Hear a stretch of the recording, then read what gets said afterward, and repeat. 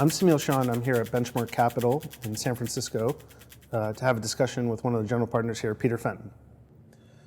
So like to have a wide-ranging discussion with you today and learn sort of how you do your work. And so first kind of general question is, you've worked with entrepreneurs now for over a decade and seen some companies grow both on the consumer enterprise side. Mm-hmm. What is it about working, what are the attributes that make working with a great entrepreneur great? How do you identify that? And then how do you build that relationship, leading up to an investment and then once you've invested? Yeah. Well, it's the principal question that we focus on before an investment, which is the quality of the person we're going to work with. And, the saying that we like to have at Benchmark is that good judgment comes from experience, which comes from bad judgment. So we get it wrong a lot.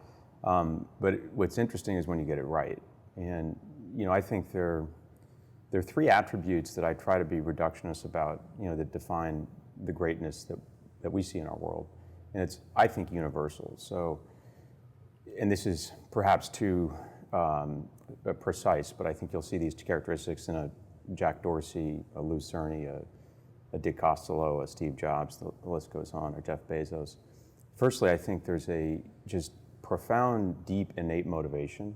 And so a lot of what happens after the fanfare of starting a company and hiring people is, why are we here? And what's the purpose and why are we doing this? And great entrepreneurs have a motivation that runs so deep that it feels insatiable, and that is infectious. It lets other people around them have that motivation. And you'll often ask the question of a company, what's the purpose? Why are you doing this? And you'd be amazed at how few entrepreneurs can really answer that question. The great ones can. They have a real sense of the purpose, and it is usually not about them. Secondly, I think there's a common trait that I would call ability to learn, but my partner Bob likes to say, be a learn-it-all, not a know-it-all. The problem of being a founder, entrepreneur, CEO, your business is changing on you radically every year. So as you scale from 0 to 30, it's very different at 30 than it is at 0, and then to 300 all over again, and then at 3,000 all over again. So if you don't have that curiosity and ability to learn, you can get left behind. The company will grow past your ability to grow with it.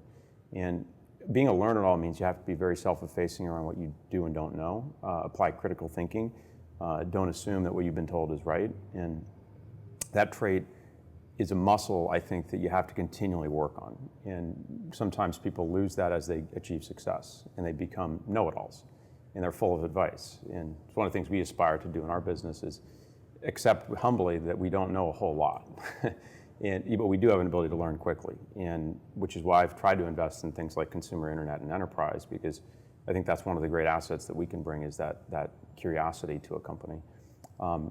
And then third thing is perhaps the most obvious, which is the ability to attract great people.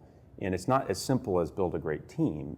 The great entrepreneurs have found they need to find complements. So if you look at yourself and reflect on your skills and your talents, your unique abilities, you'll find that everybody has their gaps. And I learned this from say Jack or Lou, who are very different, but each of them found a complement in other people that allowed them to be more of who they are. And so I put a different way, it's acute self-awareness reveals what you need as your partner. And I think that self-awareness is humbling because you have to admit what you're not great at, and then you have to play your game. And I think sometimes people think they need to be visionaries, but they're really great at execution.